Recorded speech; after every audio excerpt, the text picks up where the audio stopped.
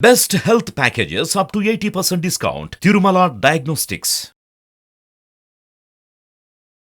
నమస్కారం డాక్టర్ శ్రీ అనంతకృష్ణ స్వామి గారు. నమస్కారం అండి. సో మన మనీ మంత్ర సిరీస్ తరపున మన ఫ్యామిలీ ఆడియన్స్ ఎవరైతే ఉన్నారో and Suman TV family audience ఎవరైతే ఉన్నారో వారందరికీ కూడా హ్యాపీ న్యూ ఇయర్.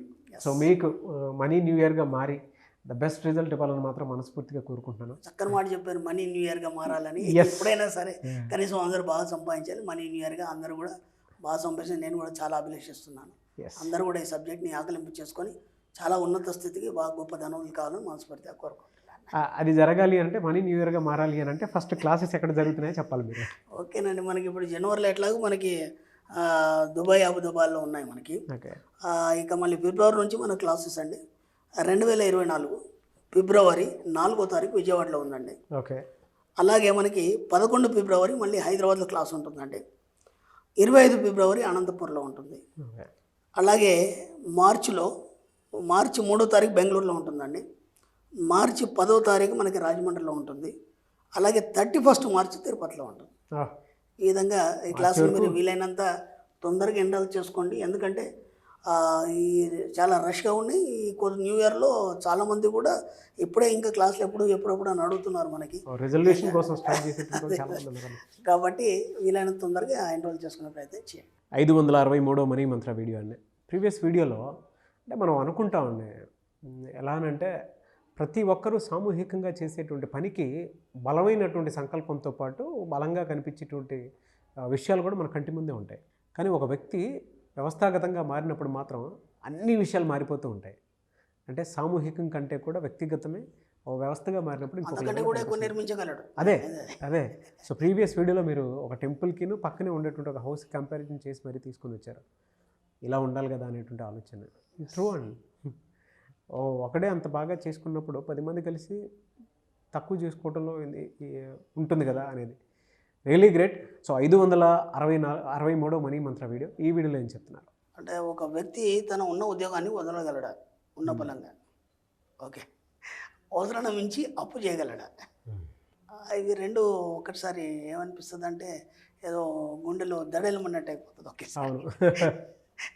ఉన్న పొలంగా ఎక్కడ పని చేస్తున్నాడు, ఓనర్ అన్నాడు రేపటి నుంచి రావద్దు అన్నాడు, లేదంటే మీకు జాబ్ తీసేస్తున్నాం అన్నాడు. అనగానే ఏదో మొత్తం పెద్ద బండరాయి తల మీద పడ్డట్టు ఫీల్ అయిపోతాడు. ఓకేనా. రేపటి నుంచి నా పరిస్థితి ఏంటి, నా భార్య పిల్లల పరిస్థితి ఏంటి అన్ని ఇన్స్టాల్మెంట్లు పెట్టుకొని ఉంటాడు కదా పనికిరాని అన్నీ. అవును.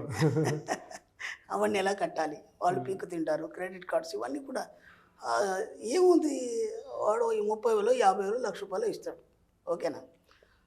దాదేనా నీ జీవితం. ఇంకా అందుకంటే పైకి ఆలోచించే అవసరం లేదా నీకు. ఏనాడన్నా ఆలోచించావా అంటే మనం ఏంటంటే ఇంతకుముందు కూడా చెప్పుకున్నాం, మనం ఒక పరిధి తీసుకొని కూర్చున్నాం. మనం ఏంటంటే నా శాలరీ ఇంతే 30,000.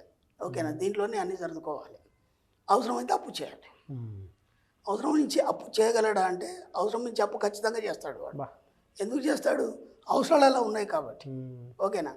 కానీ నేను చేయొద్దనే ఆలోచన ఎప్పుడు రాదు. ఎందుకంటే అలా డిసైడ్ అయిపోయింది మైండ్. ఎందుకంటే అవసరమైతే అప్పు తేవచ్చు, దాన్ని అటు ఇటు రొటేషన్ చేయొచ్చు, నాకు ఇంత వస్తుంది, దీంట్లోనే జీవితాన్ని కొనసాగించవచ్చు. ఒక్కసారి దీనికి భిన్నంగా ఆలోచించండి. మీరు ఒక వ్యాపారవేత్త అయితే నువ్వు జాబర్గా 1,00,000 రూపాయలు సంపాదిస్తే వ్యాపారవేత్త 2 నుంచి 5 లక్షలు 10 లక్షలు కూడా సంపాదించగలడు. ఓకేనా. నువ్వే ఎంతమందికి ఎంప్లాయ్మెంట్ కల్పించవచ్చు కదా. అవునా కదా. ఈ ఒక్క జాబ్ మీద నీ జీవితం ఆధారపడి ఉందంటే జాబ్ లేకపోతే నీ జీవితం అనేది శూన్యంగా నువ్వు చూసుకుంటున్నావు. నువ్వు దాన్ని క్రియేట్ చేసుకున్నావు.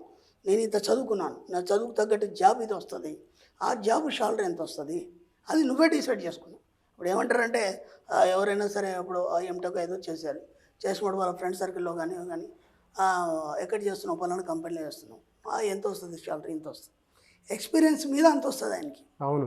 నీకు ఎలాగైనా అంత ఇవ్వడు కదా వాడు. ఎలాగైనా అంత ఇవ్వడు కదా. మళ్ళీ ఒక 6 నెలలు ఫ్రీగా చేయించుకుంటాడు నీతో వర్క్. అవునా కదా. చేయించుకొని అప్పుడు నీకు సాటిస్ఫాక్షన్ అయితే అప్పుడు నీకు ఇస్తాడు.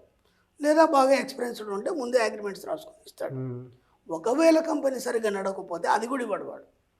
ఎందుకంటే అవన్నీ ముందే అగ్రిమెంట్స్లో ఉంటాయి. అవును. అంత చేసినాక కూడా నువ్వు అక్కడ బానిస్తానే. అంత చేసినా సరే నీకు అంత ఎక్స్పీరియన్స్ ఉన్నా, నువ్వు అంత చదువుకున్నా, టై కోటు షూటు అన్నీ వేసుకున్నా సరే యు ఆర్ ఎ స్లేవ్. ఏనాడు మీకు ఆలోచన రాలేదు కదా నా సొంతగా నేను ఒక వ్యాపారాన్ని సృష్టించి అంతకు వేల రెట్లు నేను సంపాదించగలను. కాబట్టి ఉన్న ఉద్యోగం పోతే నువ్వు బతకగలవా లేదా, ఫస్ట్ పాయింట్. ఓకేనా? ముఖ్యంగా ప్రభుత్వ ఉద్యోగాన్ని అయితే ఎవరైతే పోగొట్టుకోరు కదా. ప్రభుత్వం నాకు తెలిసి చాలామంది కొంత గొప్ప గొప్ప వాళ్ళని చూసినప్పుడు వాళ్ళు గతంలో ప్రభుత్వ ఉద్యోగం చేసేవాళ్ళు. అది వాళ్ళ ఎక్స్పీరియన్స్ చెప్పినప్పుడు నాకు అర్థమైంది. అప్పుడు అనుకున్నాను, పిచ్చా గవర్నమెంట్ జాబ్ వదిలిపెట్టడం ఏంటి, వదిలిపెట్టి ఈయన దీంట్లోకి రావడం ఏంటి, ఈ వ్యాపారం చేయడం ఏంటి, దీంట్లో లాభ నష్టాలు కూడా ఎన్నో చూశాడు ఆయన. ఇలాంటి ఆలోచన ఎందుకు వచ్చింది అన్నప్పుడు నేను ఆలోచించినప్పుడు అప్పుడు అర్థం కాలేదు. చిన్నపిల్లలం కదా, అప్పుడు అర్థం కాలేదు. ఇప్పుడు ఈ సబ్జెక్ట్లోకి వచ్చినాక అర్థమవుతుంది. తన సొంతగా ఒక వ్యాపారం చేసుకోవడంలో ఉన్నంత సాటిస్ఫాక్షన్ వేరే వాళ్ళ దగ్గర చేయడంలో లేదు. ఎక్కువ ఎంత ఉంటుందండి జాబ్, ఒక 50,000, ₹1,00,000, 2,00,000 వాళ్ళ హోదాను బట్టి ఉంటుంది గవర్నమెంట్ జాబ్. కానీ నువ్వు వ్యాపారం చేసినప్పుడు అంతకంటే ఎక్కువ సంపాదిస్తావు. నీ మీద బాస్ ఉన్నాడు కదా. మన సబ్జెక్ట్లో నీ మీద ఎవరు బాస్ ఉండొద్దు. ఎందుకంటే మన ఏవైతే 21 సూత్రాలు ఉన్నాయో మన మణిమంత్ర సబ్జెక్ట్లో, దాంట్లో ఖచ్చితంగా చెప్తామంటే మీరే బాస్గా అన్ని వ్యవహరించండి. మీ పైన ఎవరు బాస్ లేకుండా చూసుకోండి.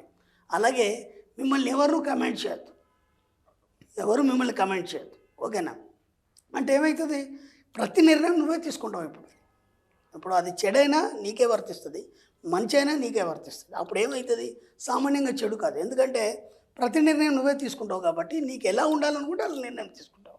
అలాంటప్పుడు ఏమవుతుంది, నీకు అన్నీ అనుకూలం అవుతాయి కదా, చెడు ఎలా అవుతుంది, కాదు కదా. కాబట్టి నువ్వు బాస్గా ఉండే ప్రయత్నించి. కాబట్టి ఎవరైనా సరే ఓ జాబ్ పోతే ఏంటి అంటే వీడు ముందే ఊహించుకుంటాడు. ఓ 10 మంది ఉన్నారు, ఏదో కంపెనీ లాస్లో ఉంది అన్నప్పుడు పొరపాటున నన్ను తీసేస్తాడేమో. ఓకేనా? వీడు మంచిగా పని చేస్తాడు, అన్నీ బాగానే ఉన్నాయి, ఏం పని రాని వాడిని ఉంచుకుంటాడు, వీడిని తీసేస్తాడు. ఎందుకు తీసేస్తాడని అఫర్మేషన్ వీడియో చేశాడు. అవును, ఇంతకుముందు మనం వీడియోలో చెప్పుకున్నాం కదా, మనకు తెలియకుండానే మనం నెగిటివ్ని ఆకర్షించుకుంటాం. వీడు అక్కడ ఏమి కాలేదు, అక్కడ ఇంకా కంపెనీ ఇప్పుడు ఆడని తీయడు, మిమ్మల్ని కూడా తీయడు. చర్చ జరుగుతుంది, మార్కెట్ ఫ్లక్చువేట్ అవుతుంది అంటే పేపర్లో ఇచ్చాడు, షేర్ మార్కెట్ పడిపోయి ఏదో చెప్పాడు. అది ఎక్కడో జరుగుతుంది, అది ఆ నిర్ణయాలన్నీ ఎక్కడో జరుగుతాయి. కానీ వీడు ఇక్కడ ఉండి ఊహించుకుంటాడనమాట.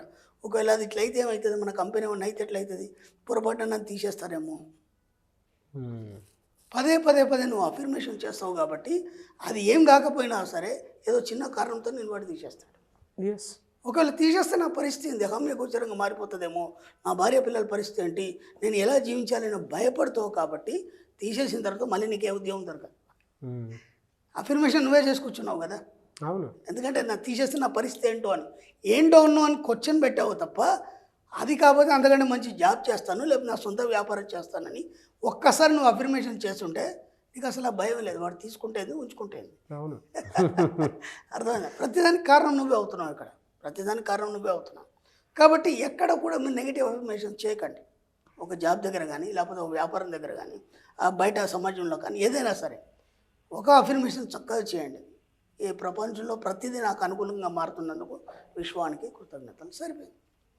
ఒకవేళ నెగిటివ్ ఉన్నా సరే అది క్లియర్ అయిపోతుంది. అదేమైపోతుంది, నెగిటివ్ పాజిటివ్గా మారి మీకు అనుకూలంగా మారిపోతుంది. ఈ ఒక్క అఫర్మేషన్ చేయండి. అర్థమైంది? మీరు ఎక్కడున్నా సరే, ఏ పరిస్థితిలో ఉన్నా సరే, ఏదైనా సరే నాకు అనుకూలంగా మారుతున్నందుకు విశ్వానికి కృతజ్ఞతలు. ఉదయం లేవగానే ఈ మాట చెప్పేయండి. మీ జాబ్ చేసే దగ్గర కావచ్చు, మీ వ్యాపారం దగ్గర కావచ్చు, ఇంకేదైనా మీ ప్రొఫెషనల్గా ఏదైనా పర్సనల్గా ఏదైనా ఉంటే కావచ్చు, అవన్నీ ఆటోమేటిక్గా మీకు పాజిటివ్ అనేది జరగడం అనేది మొదలవుతుంది. అప్పుడు మీరు ఇంకా నెగిటివ్ గురించి ఆలోచించే అవసరం లేదు. నాకు జాబ్ పోతే ఎట్లా, ఓకే నేను అవసరాన్ని మించి అప్పు చేయగలనా, చేస్తే ఎలా, ఇవన్నీ పక్కన పెట్టేసేయండి. పక్కన పెట్టేసి నేను నిరంతరం సంపూర్ణంగా ఉన్నందుకు విశ్వానికి కృతజ్ఞతలు. కానీ నీకు అప్పు చేసే అవసరం రాదు కదా. అవును, సంపూర్ణంగా లేననుకున్నప్పుడు కదా నువ్వు అప్పు చేసే అవసరం వచ్చింది. 2 అఫర్మేషన్స్ మ్యాక్సిమం నిరంతరం చేయండి. మీ జీవితంలో ఎక్కడ కూడా మీరు భయపడాల్సిన అవసరం లేదు, ఎక్కడ కూడా తలొగ్గే అవసరం లేదు. హాయిగా డబ్బు సంపూర్ణంగా వచ్చేస్తుంది. దాంతోపాటు మీకు ఏ ఉద్యోగం పోదు, ఉన్న వ్యాపారం కూడా బ్రహ్మాండంగా సాగుతుంది. Really fantastic and thank you sir. Thank you so much doctor షియాచి అనంతకృష్ణ స్వామి గారు.